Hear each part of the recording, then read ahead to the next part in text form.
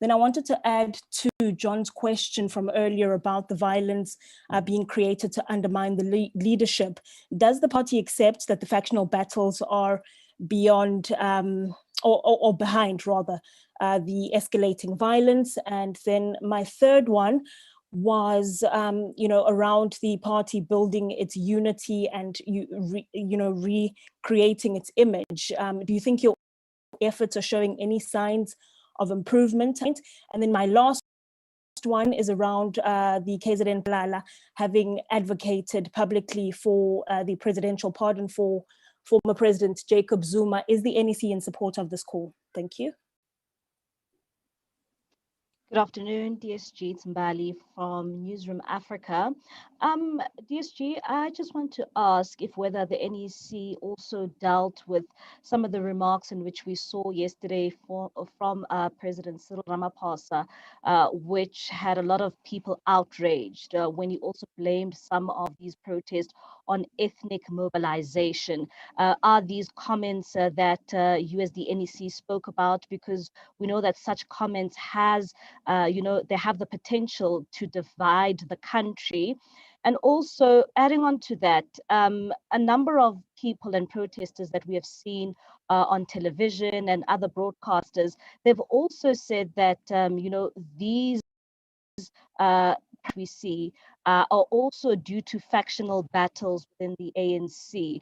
What are your thoughts on that when some are also alluding these protests in KZN as well as Gauteng to the internal factional battles of the party? And also adding to Nogukanya's question there, is the ANC speaking about this presidential pardon? We've heard it from Sihle Zikalala, and it seems to be also doing the just, with the former president. Did you also talk about the presidential pardon? And what is the position of the NEC when it comes to that? Thank you very much. Hi, Jesse. This is CD from Eyewitness News. Ali and Nogukanya kind of covered some of the questions I had.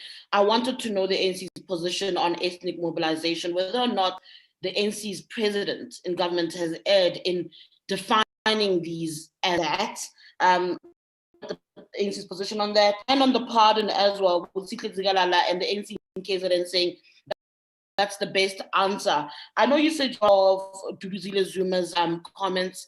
I want back to mediation and whether or not you reached out to the Zuma family, not a question of what can we do about his incarceration, but what can we do to try and make amends. I mean, there are people who seemingly have surrounded themselves with the family and are part and parcel of where the foundations of this chaos started. And have you reached out to those people?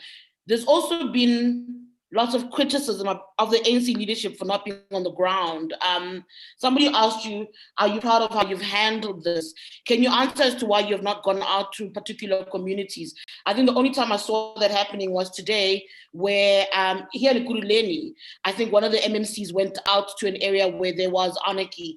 I want to ask about the Northwest. There's been problems there. Mentioned that the Northwest came up in the NEC. What is the way forward for the Northwest? I might have missed it. And then lastly, MKMVA. Jesse, it's disbanded, yet to continue outside of the party. What happens there? I know there's issues around Carl Niehaus linked to Nkandla, but the entire structure continuing to have an NEC meeting outside of the ANC. What does the party then do going forward? Thank you. Okay, let me try. I think you might have seen, Juanita, that there are consequences already. Unfortunately, people are being arrested in KwaZulu-Natal and some have been arrested in Gauteng. So, you know, the sad part of it is that people who have called for this are the ones who drive off to their homes after they've made the call, and the people who find themselves, unfortunately, looting and burning are the ones who are being arrested, and they have been arrested. I think I saw a report on News 24 of 215 arrests today and more. So there are no there's no idea that there shouldn't be strong consequences, either for those who are directly involved or for those who incite. So both of those, the answer is yes, there will be. The question of whether our factions are behind this violence, I would imagine that it would be, in part, a factional, would have started as a factional matter, but we can't factionalize Comrade Zuma or his circumstances. We can only say that it is really difficult for all of us. That leader of our movement is sentenced to 15 months for contempt of court. And so I saw that we were criticized by some journalists on SABC, and I thought, well, fair enough, we must be criticized for saying that we love Comrade Zuma. But the fact of the matter is that, as we said in our statement, it has its nexus in the fact that people began by being angry about the arrest of Comrade Zuma. And it fanned out from there. And unfortunately, let me just link that to the fact that initially, when we were watching what was happening and also listening to what was happening, and NEC members who were at Nkandla at the time heard very much the rhetoric of a kind of rhetoric that suggested an ethnic problem, which Comrade Zuma does not actually support. So that is not the primary reason why for what has happened. And you're asking me to judge the president, and I'm not going to do that. We think that what has happened is it's much bigger than that. And the obvious perception is that when people mobilize people in a hostel, it would be ethnic. But we did discuss on Monday last week, we discussed at length that people wearing their cultural attire in our country is not unusual. We all do that when we have to. So you cannot ascribe it, my wearing my cultural attire and protesting in it in any way. You can't actually add any value to that. What you add value to is the fact that you are protesting and what you are protesting about. And your ethnicity in this instance doesn't matter. The looters and the people who are burning out there are not declaring which ethnicity they are from.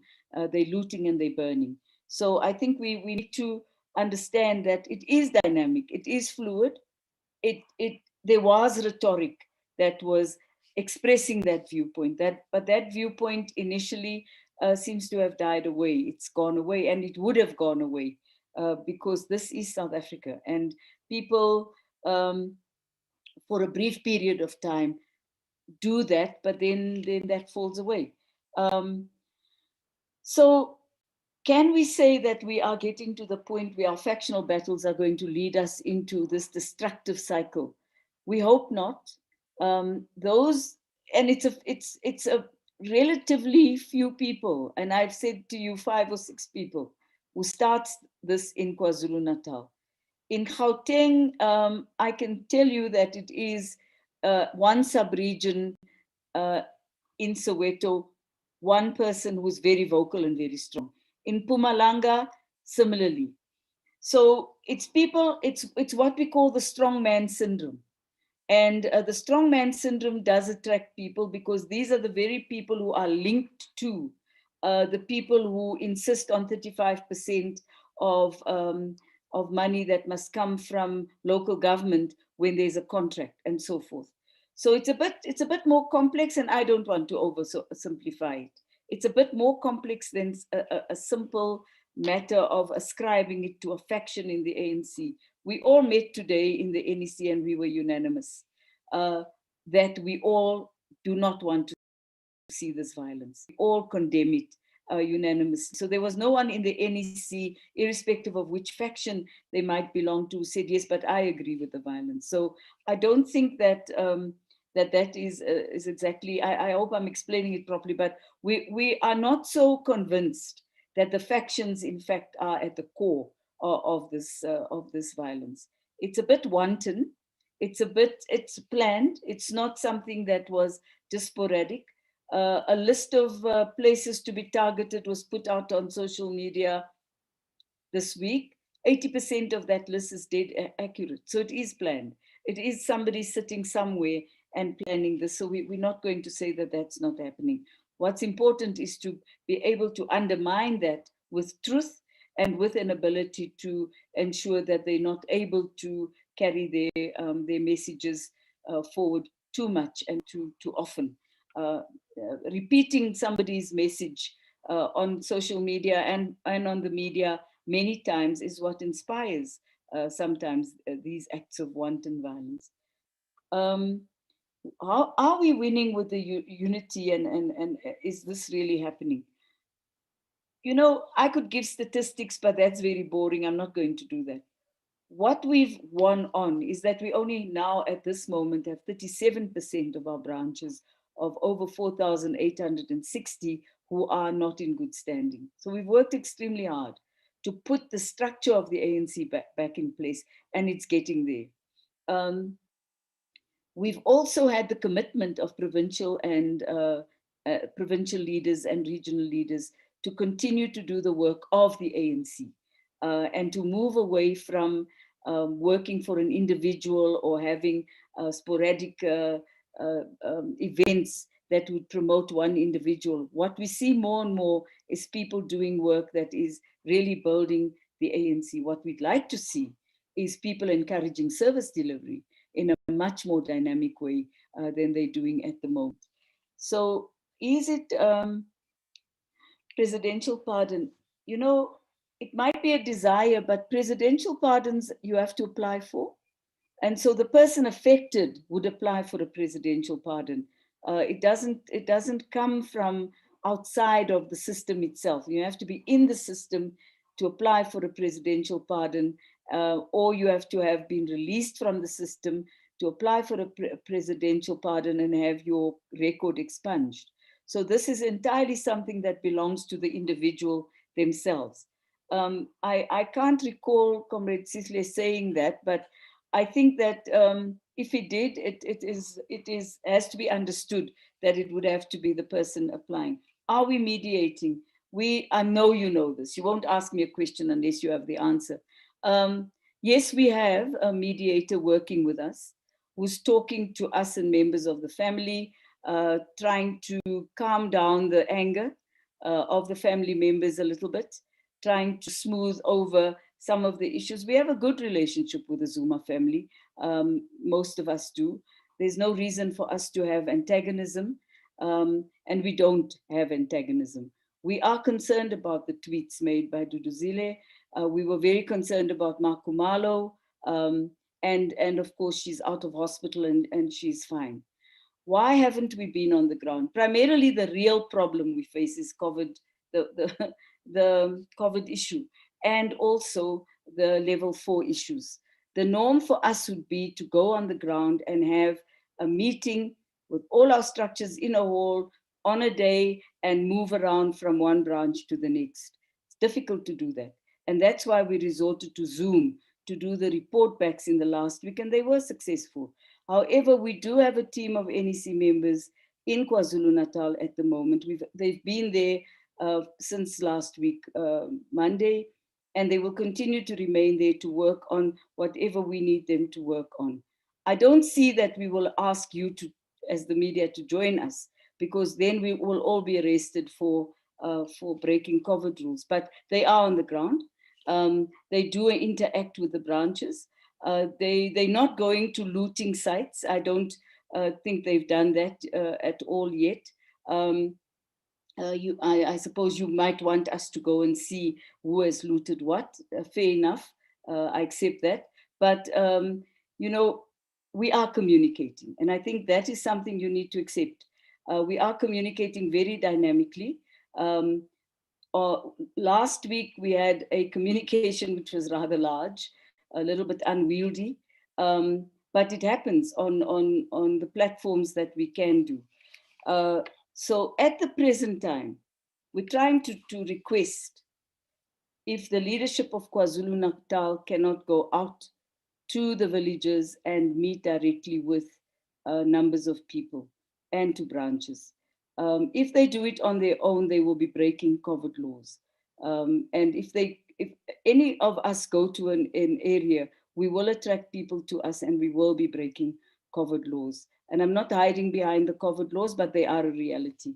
The regulations are a reality. We had hoped that we could have reached a point by now when we would have come down the, where we would have flattened the curve a little bit, but we haven't flattened the curve and our infection rate is very high, which is one of the reasons we are concerned about the numbers of people that are out, that are not wearing masks, and that are, and very young people.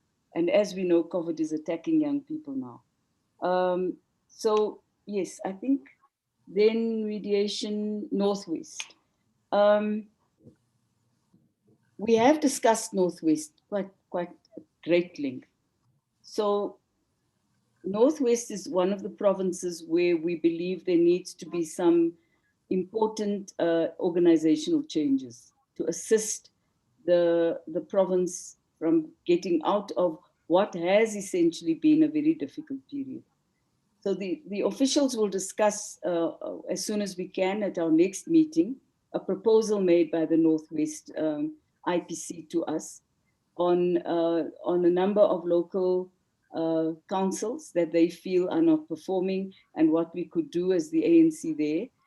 I would say we're in agreement with them to a large extent that there's no point in maintaining dysfunctionality. We have to move on. Also, we are having discussions and there is a system of actually evaluating even the provincial government at the moment. So all of that is happening. We can't just do things willy-nilly. We have to do it in a well-organized way so that we don't have difficulties.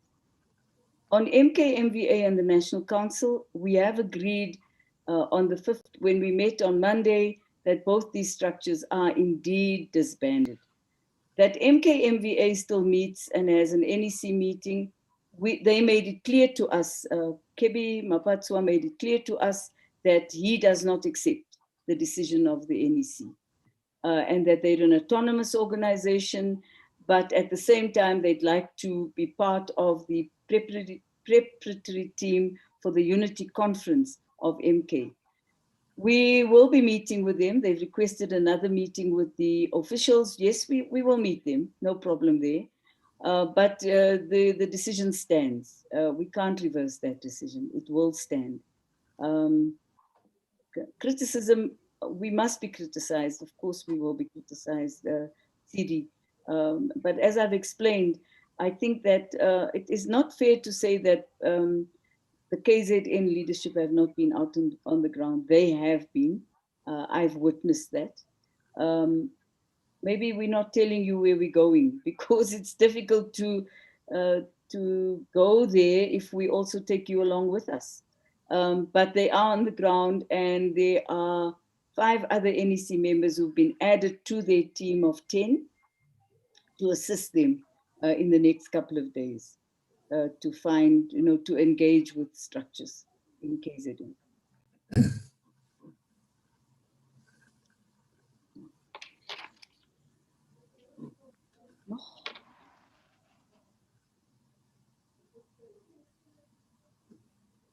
There's a question on the chat group, but I can't see it. DSG, we've got 2 hands. I think it's Jan DeLang and Craig Mockel. Okay, please. And then on the chat group, no, I think this is Craig was saying he wants to pose a question on behalf of an energy industry body to report back. The question is on the economic recovery. So I think what we're doing here, Craig, is mostly questions for media purposes. Doesn't look like we still have okay. Doesn't look like we still have any more questions. Bird's eye view, levels.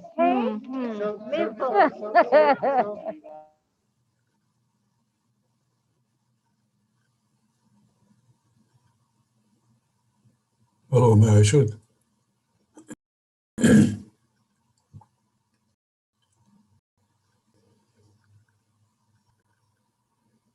May I continue?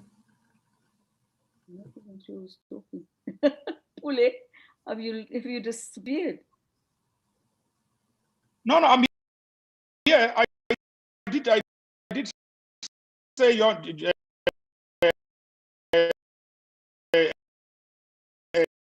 Jan can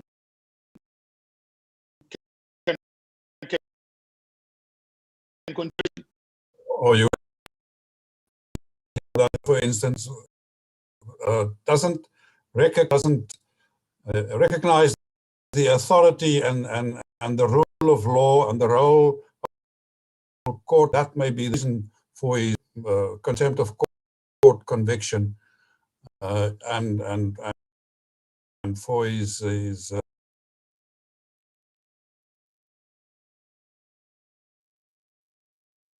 refusal to before the commission, and that the following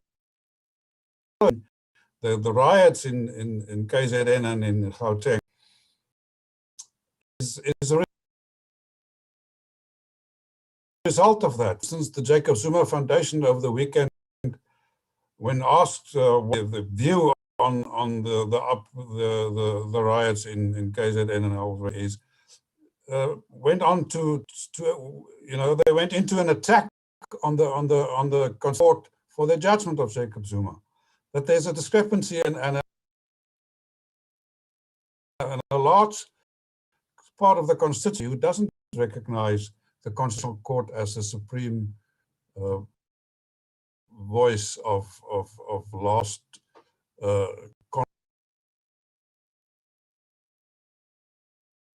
conflict resolution in South Africa. Does the ANC, does this concerns you and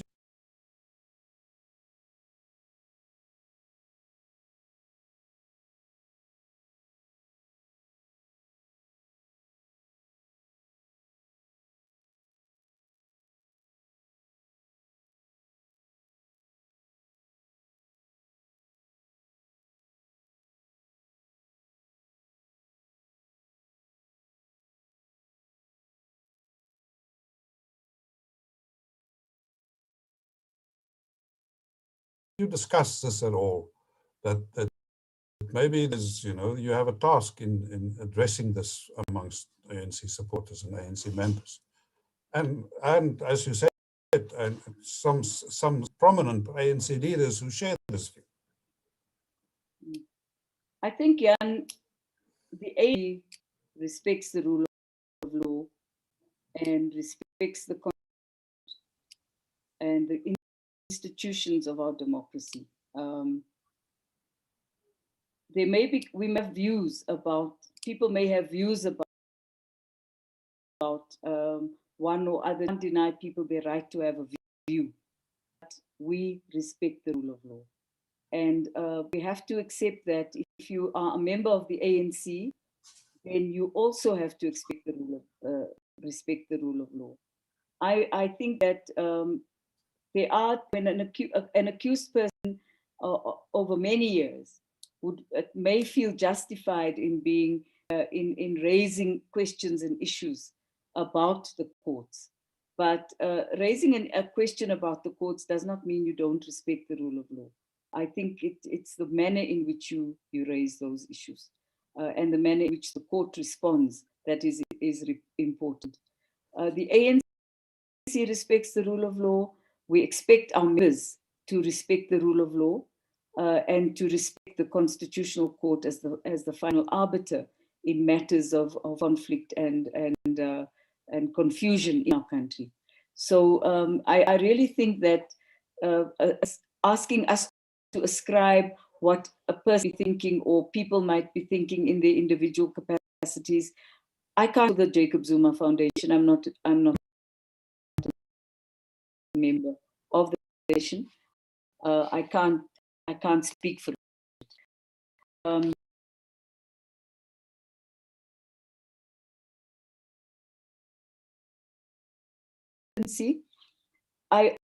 I would like to just say this. So, Comrade Jacob Zuma has fought the ANC, but he's taken all his battles through the courts of South Africa.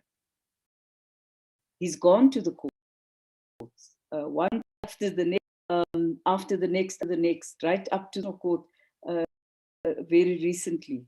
So I think that that does not suggest somebody who does not respect the court, is looking for the courts to give him a just outcome. And if he's not satisfied with that outcome, he may have a view on that as an accused person. But then that you can't remove from the ANC.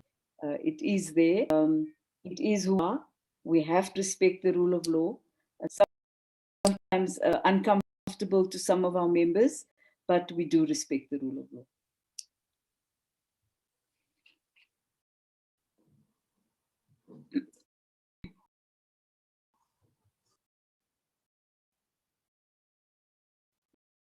My light is fading. Pule. I've got two more. Okay, it's the same old hands. I'm not sure if we still have any more hands. My hand in hand, Pule. It's okay. Karin. It's just a follow-up question. If it's I didn't know we had another go. Okay, but then after this one, the G has dealt with all your questions. After then, we'll close the briefing. Okay. Karin, you can. Thank you, Pule. And yeah, I'd like to say a quick question. You said that there was a list of media circulating before the riots and all those places it turned out to be true. I'm just wondering, if there was so much intelligence available beforehand, why does the ANC think the police, I don't know, sort of failed to apprehend or failed to, not apprehend, to I don't know, to secure the places that were on the list? Did you not expect this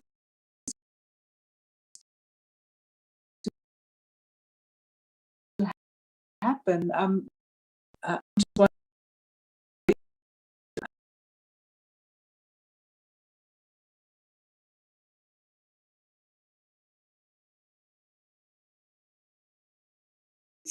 Saw it or did not see it. But there is that 8%.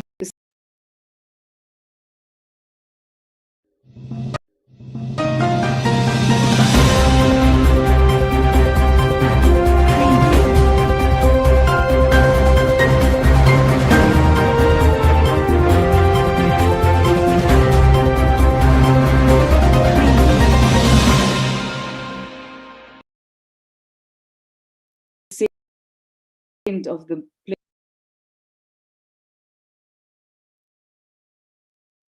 places on that list were placed. Clearly, there was something down and doing a plan, and it's a what do you say? It's a you can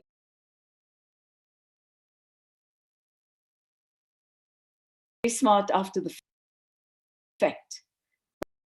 But that is what I realized has happened, and hopefully others would have seen it too.